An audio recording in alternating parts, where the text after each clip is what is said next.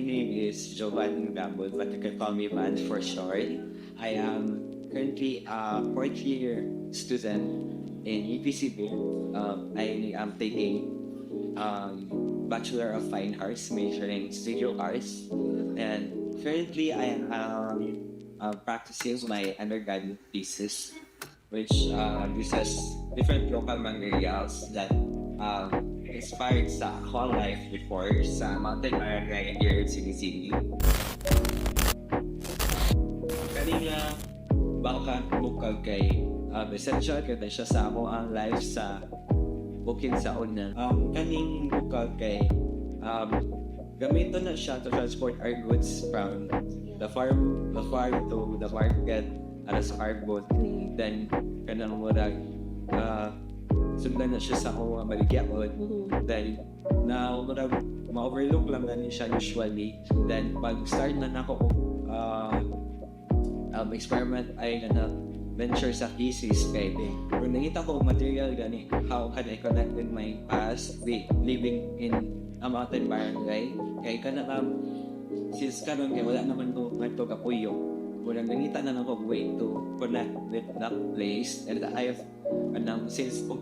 being a curator of goods I use that as a metaphor as carrier na guys siya basta ko karon wala siya minana ang basket na marami transform na yung meaning para sa ako then so I use this basket initially I use this basket from a basket that I insert those bamboo strips sa basket that I create different kind of forms. However karon kay I try to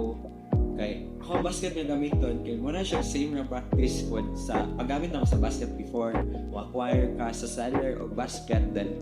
I transform it to become another form but karon kay I try to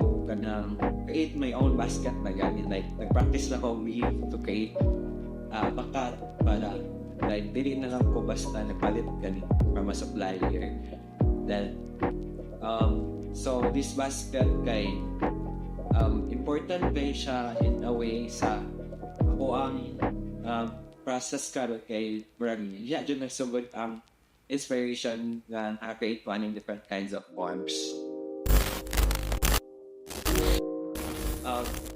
The material that I mainly use for my art installation are bamboo strips na ako di-source nga sa akong mountain barangay. Ang mountain barangay di ay kay Adlaon, Cebu City. That nga bamboo kay na sa isa ka manlupi ay if you're not familiar with manlupi ay kay muna sila ang make sa bamboo strips muna niya. Kada siya nga manlupi ay kay siya dili na dito siya practicing gani then my father remember na they create those strips before so moto may try na mo contact basin makahelp siya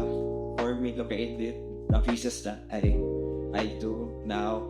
then iya mga binukat kay madali siya city muna ako transform into these forms and also I use that time to incorporate to my works and other local materials na rin ako magamit ko dili lang po ko magamit ko basta mga local materials po siya na nag-reference sa ako ang life and gamito na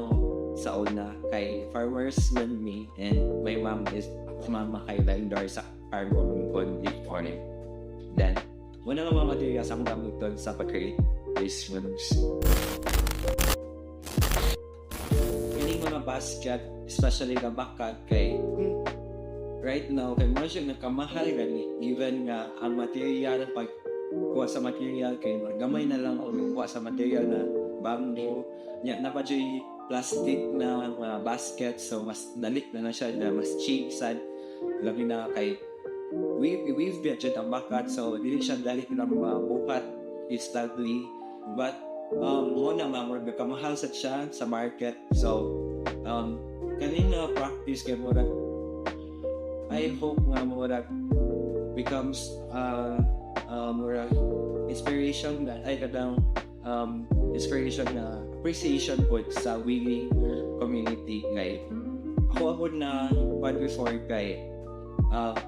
mura na-overlook gani sa people ang connection po sa farmers and sa weavers kay ang farmer ba kay ito lang mag-use sa product sa weaver, then wala na sila connection with the maker kay like sure man yung procure. Ako ang goal kay mura mas ipakita pa gani nilang connection o kung saan nila kanang yun sa nila pag-function together ba, and I hope nga kanang mo reflect siya sa ako ang work na gana create pa, and ako ang gina-create nila, ako ang gana create pa in the future.